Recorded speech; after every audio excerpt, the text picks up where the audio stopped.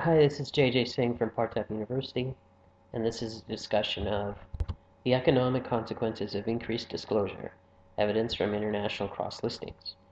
This is a paper written by Bailey, Karolyi, and Salva, published in 2006 in JFE, the Journal of Financial Economics. And as you can see, I originally created this presentation while a student at Temple University. The research question discussed is, when a non-US firm cross-lists on a US exchange, how does the magnitude of the change in information environment, which is due to a change in disclosure requirements, how does the magnitude of that change in the information environment affect return volatility and volume reactions to earnings announcements? Now, we know that information asymmetry is reduced when there are increased disclosure requirements. And this is especially dramatic when non-US firms list in the US. As you can imagine, a firm that's outside of the US is not really that well known by American investors. Once it becomes listed in the US, now suddenly there's all this disclosure that American investors are aware of, and they respond accordingly with having more information. And so there's less of a gap between those investors and, say, insiders in the firm.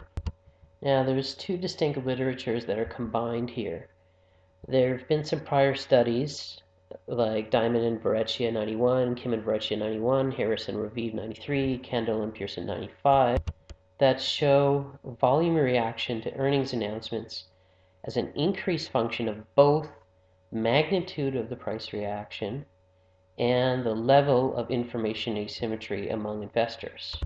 So what does this mean? It means, let's say I'm a firm. I suddenly had this earnings net. Well, not suddenly, because I do these earnings announcements presumably every 3 months.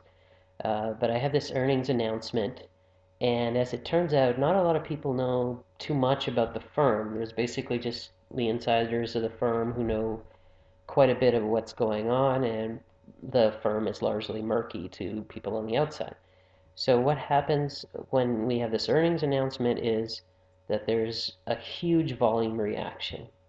Now, if there wasn't that much of a difference between what the insiders know and the outsiders know, like let's say it's a very large firm that's highly studied, there's a million analysts following it, uh, that firm, well, the size of the firm, that's another issue, but let's say there's a firm with a lot of analysts following it and they release an earnings announcement, the volume reaction won't be as big because I guess people, investors, have already kind of anticipated what the earnings announcement might be, and they're not, super surprised by it.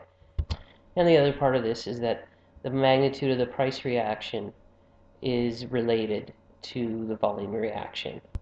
So if the price goes from 20 bucks a share to 30 bucks a share, it's a pretty huge increase, then the volume will also be much larger than it was before. Versus a situation where, let's say, when the stock went from 20 bucks a share to $19.99 a share, that's a very small change, so the volume is not going to change that much. The buyers and sellers are not going to be suddenly panicking to buy or to sell, that sort of thing.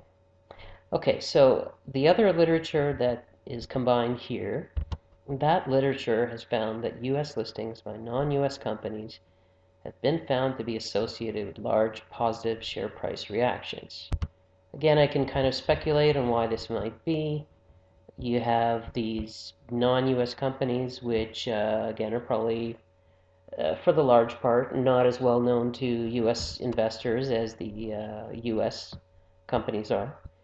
So now that they're listed on US exchanges, suddenly people in the US or who invest in the US, maybe because of the transparency in the US markets, those people feel like this firm is going to have better transparency now. It's going to be more closely followed now by analysts. I don't really know. But anyway, they like that. Investors like transparency. But let's get back to the point of the study here.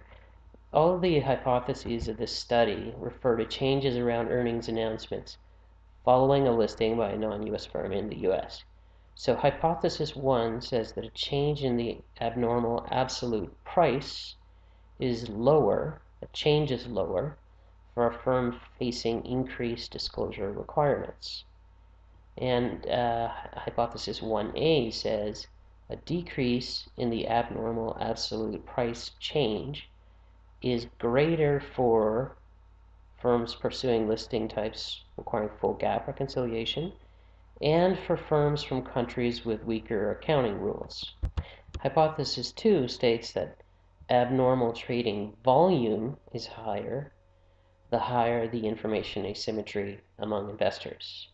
And hypothesis 2A states that a change in abnormal trading volume is greater for firms requiring full GAAP reconciliation and for firms from countries with weaker accounting rules. So hypothesis 2A kind of mirrors hypothesis 1A, except here we're talking about volume and change in volume versus a decrease in the absolute price change. So hypothesis 2B says change in abnormal trading volume is weaker and potentially reversed for firms experiencing a significant increase in liquidity. The sample is of about 2,500 earnings announcement events for just under 400 firms from over 40 emerging and developed countries around the world that cross-listed on U.S. markets between '89 and 2001. These are the results of the event study, the univariate results. We're going to look at slide 7, which is here, and slide 8. You can come back to these slides for reference to see all the numbers.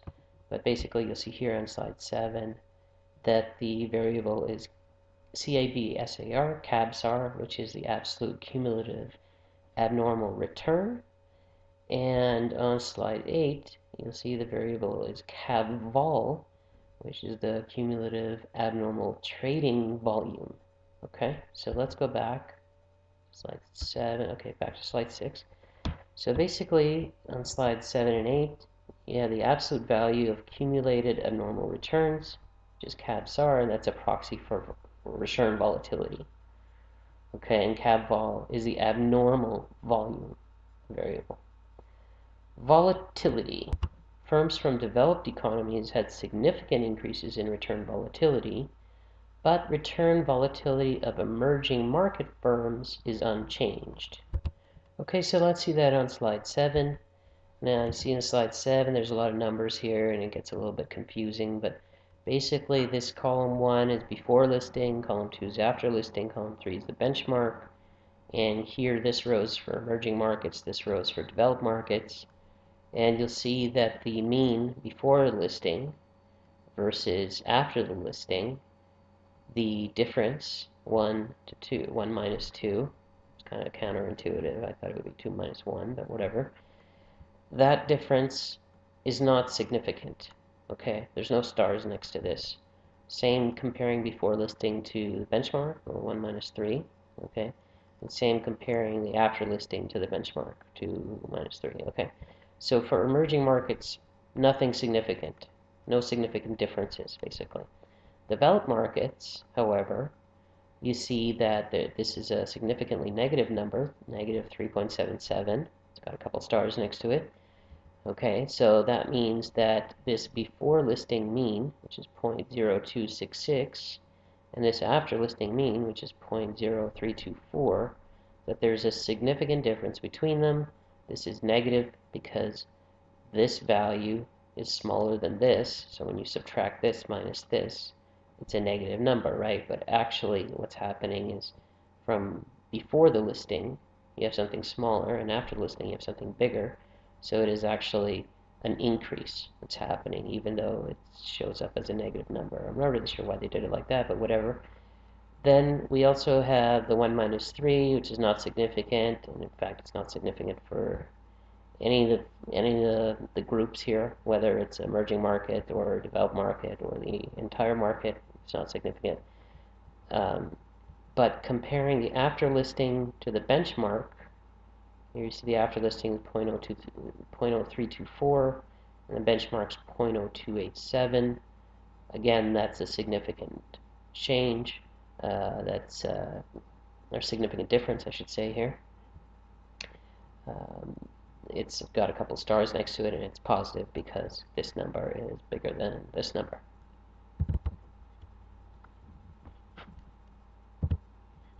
So, going back to what we were just talking about, that was a discussion of volatility. Now let's go on to abnormal trading volume. So, there are increases for firms from both developed economies and firms from emerging markets, but the increases are more strongly significant for firms from developed countries.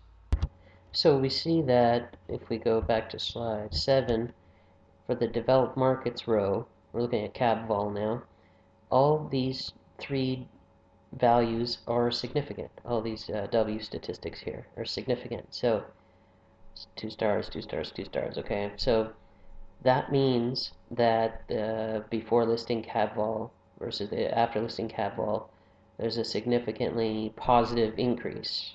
Okay, again, it's the opposite of this negative thing because it's small minus big. Small going up to big is positive. Okay, but here on the emerging markets line, that row shows negative.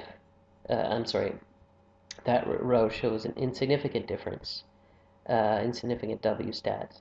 Okay, for the before versus after listing, as well as this 1 minus 3 difference. The 2 minus 3 difference is, however, significant, but this is a little bit of a shock.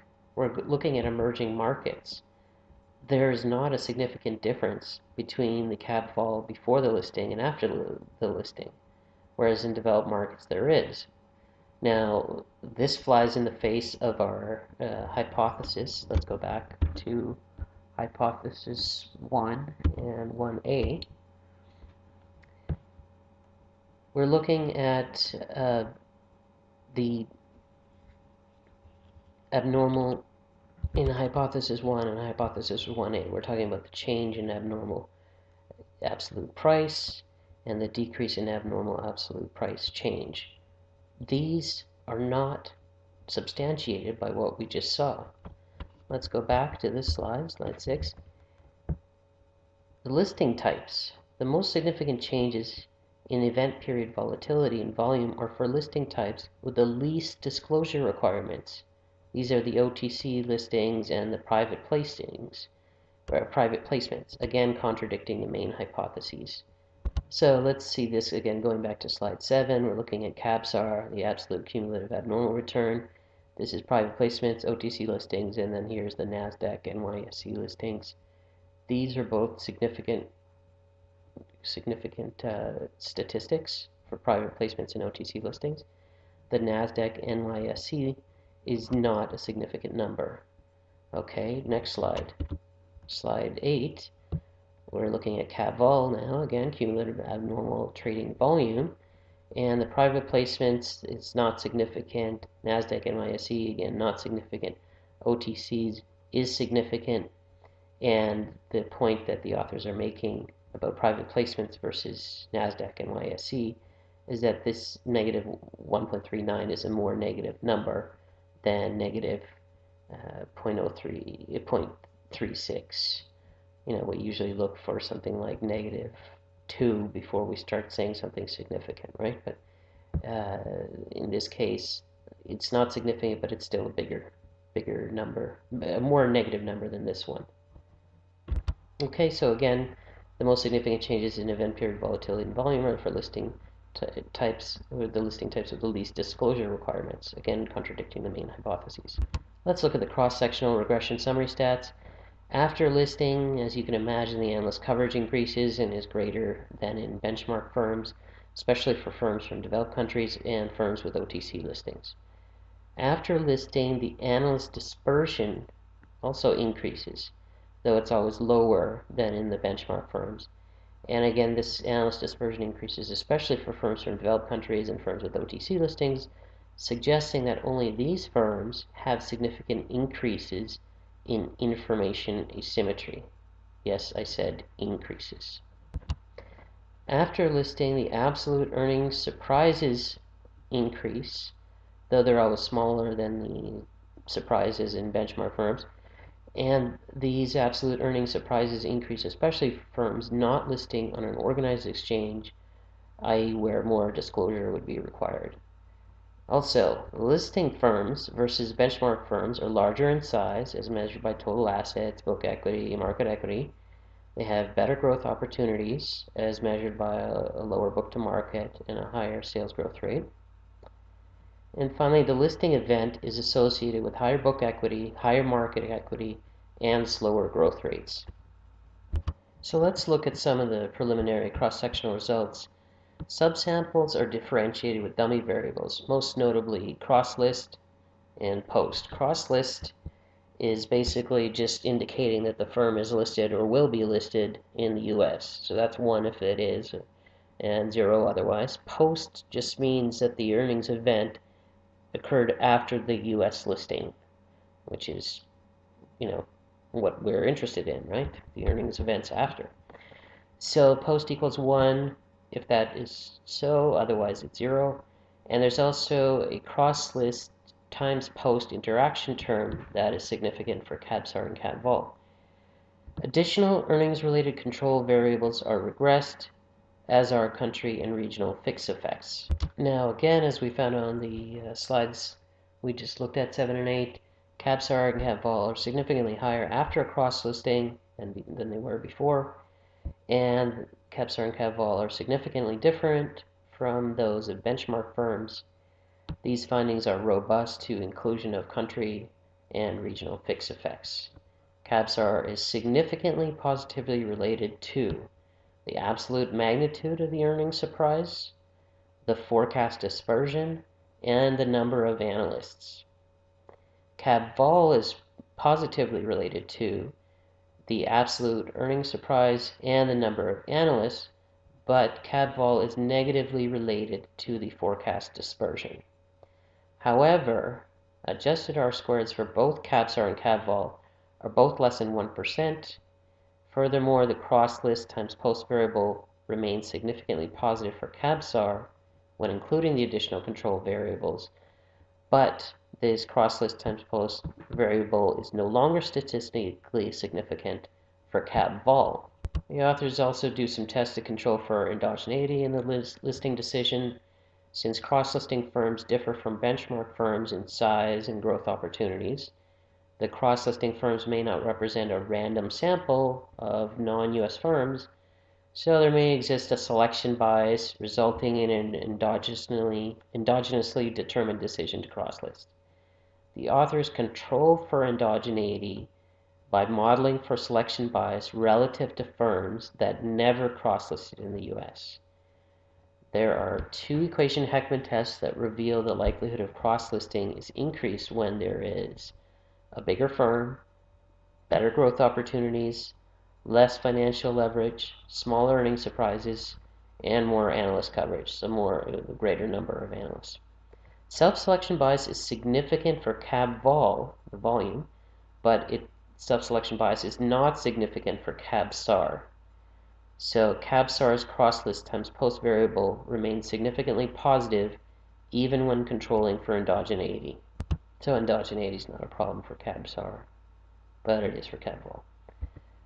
Okay, the results for the firm level and country-specific attributes. Benchmark firms are removed from these results because selection bias was disentangled in the previous regression.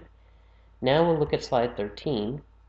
The pre-listing and post-listing earnings surprises are compared as indexed by accounting standards, anti-director rights, accounting-related control variables, home country per capita GDP, the home country's per capita GDP, the post-dummy, the dummy variables for listing types, and the various interaction terms. Okay, so here on slide 13 you see that AS and AD, as we just mentioned, are accounting standards and anti-director rights. You got the number of analysts, the dispersion, positive earnings, you got the per capita GDP, you got the post-dummy, then you got some interaction terms, AS times post, this is a private placement times post, OTC listing times post, exchange listing times post, earnings surprise times post, dispersion times post, analyst times post, positive earnings times post, and a director times post, per capita GDP times post. Okay, so now we again see that post shows a significant increase in abnormal returns after listing in the US. The sensitivity of volatility responses to absolute earnings surprises is considerably weaker after a US cross listing. Now, surprisingly, and refuting the central hypotheses, the large increase absolute return responses to earnings is concentrated in firms from countries with higher quality information environments. And the increase in volatility reactions to earnings news is concentrated in OTCs and private placements.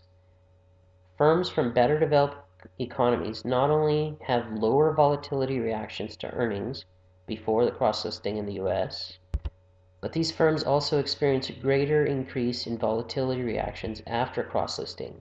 Even after controlling for the level of economic development at home, firms from countries with better accounting standards experience a more significant increase in volatility reactions. What about the alternative hypotheses? Well, there's no support for the alternative hypothesis that changing ownership composition toward institutional versus retail investors or toward a particular geographic mix of investors, there's no support that changing ownership composition drives the increased volatility reactions to earnings announcements upon cross-listing in the US.